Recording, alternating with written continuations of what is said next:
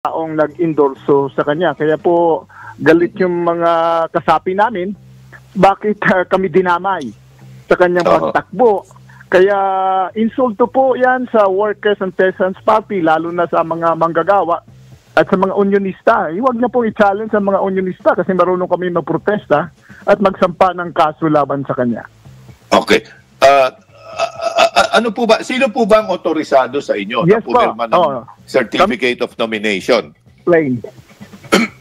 Sino po ba ang otorisado sa partido ninyo, sa Workers and Peasants Party na pumirma? Opo.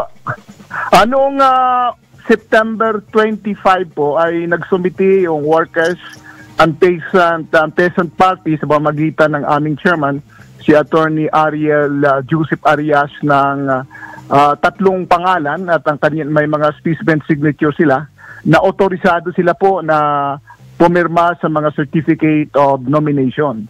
Yun po ay si Attorney Arias, si Dr. Murado, at ang inyong lingkod, si Attorney Sani Matula bilang presidente ng WPP. May isa pang pangalan na nilagay namin pero hindi siya nakasumite ng kanyang specimen signature, si Attorney Alan Montaño ay nasa abroad siya. Kaya yung tatlo po lamang ang otorisado. Okay. At sino pumirma ng Certificate of Candidacy naman ni Pastor Apollo Kibuloy? Yung nakita niyong ginagamit yung pangalan ninyo. Sino po ang nakapirma doon? Hindi ko po nakita yung opisyal. Opo. Hindi ko po nakita yung opisyal na nakasumiti sa COMELEC. Pero sabi ng kanyang abogado, ang sabi ng kanyang abogado na si Attorney Mark Tolentino, si Mark Tolentino po daw ang pumirma ng CONA ni Apollo Kibuloy na hindi naman otorisado ng WPP. Pero miyembro nyo itong si Attorney Mark Tolentino. Kaya po kami po.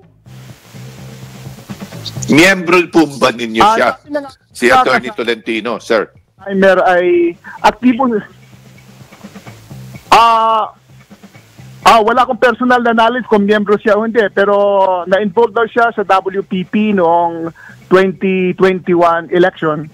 Kaya nakasama siya sa WPP noong panahon na yon. Pero mula noong matapos yung eleksyon ng 2022 ay hindi na ito nagpapakita. So inactive na ito siya. So ano yung sinasabi niyong legal action? Magpa-file kayo ng legal action? Tsaka magpo-protesta kayo? Ano pa bang gagawin ninyo?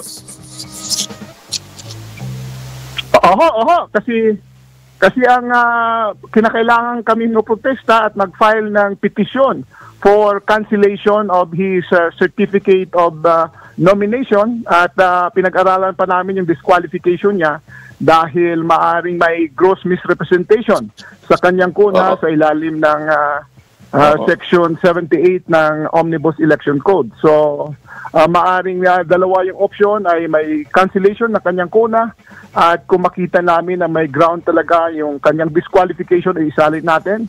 At sa paningin kasi namin ay gumagawa siya ng mockery sa ating electoral process para matakpan yung mga kasalanan niya o mga charges, criminal charges laban sa kanya katulad ng qualified human trafficking, very anti-labor yan, at yung sexual abuse sa mga minors ay gusto niyang pagtakpan ito at ginagawa niyang smoke screen para hindi makita ng publiko. So ang sabi namin dito he is using the smoke and mirrors game para malilito o larong panlilito sa publiko at ito po ay hindi kanais-nais at dapat kundinahin.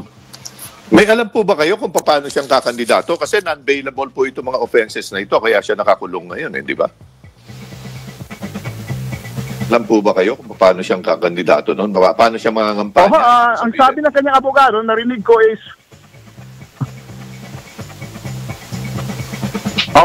sabi ng kanyang abogado nga one day before on the day ata or a day before the end of the application, the filing of the application, saka pa raw nakapag-decide. At hindi namin alam kung paano siya mangangampanya ay nasa loob siya ng kulungan. Yung isang question pa dyan, ay yung kanyang certificate of candidacy ay nakanotaryo sa Quezon City. Pero nakakulong siya sa Pasig City Jail. Kaya palagay ko ay may falsification of public documents din ito. Okay. So, kayo po ay kakandidato po ang partido ninyo doon sa party list election for congressmen?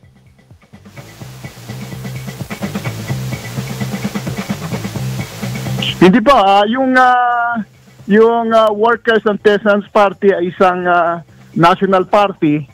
Although hindi ganun kalaki ang aming partido, maliit lang ang aming partido. Nagpapatakbo po siya ng mga senador, ng mga congressman at ng mga local officials. Ito po ay itinayo noong 1963. Hindi ito party list. Kayo po ba ay kakandidato uling bilang senador, sir?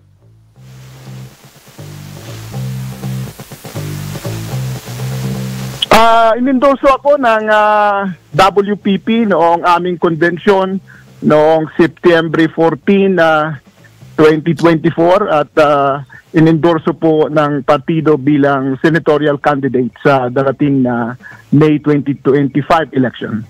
At nakapag-file po kayo?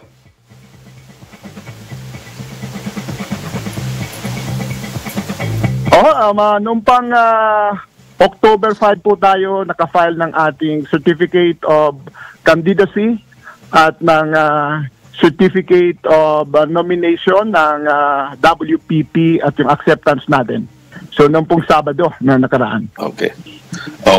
Maraming salamat po sa pagkaklaro ninyo nitong mga issues, mga kaganapang ito, no? Attorney Sunny Matula ng